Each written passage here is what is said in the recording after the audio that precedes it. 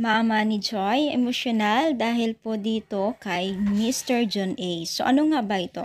So bago natin ipagpatuloy ang ating paksa for today's video, kung bago ka pa lang sa aking channel, please subscribe, like, and pakit na rin pa natin guys ang notification bell upang ma-update po tayo tuwing ako pinag-upload patungkol sa Team Kalingap.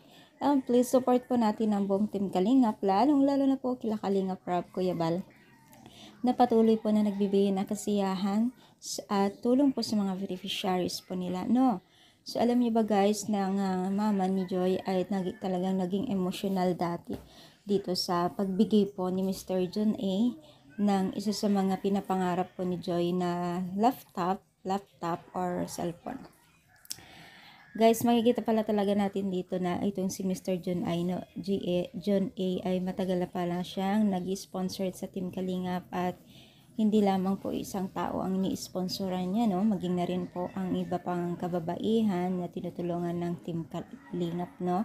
So, patunay talaga pala itong si Mr. John ay sponsor at loyal sponsor sa Team Kalingap. Pagamat po, may mga bagay-bagay lang naman talaga na may nangyari. Pero lahat po naman po yun in a good way naman po, no? Yun nga po ay natupad po ang pangarap ni Joy sa mga gadget na gagamitin po niya sa school, at noon pa man po ay pala ay itong si Joy ay balak para niyang magtrabaho para po makapag-ipon po ng pambili po niya ng mga ganitong klaseng gagamitin niya sa school. Yun ay naibigay naman po ng isang sponsor na si Mr. John A. Nakakatuwa lang talaga, no? So, ano sa palagay ninyo? Kayo rin ba ay masaya para kay Joy? Comment down po at palike po ang ating video. Thank you so much. More power and God bless.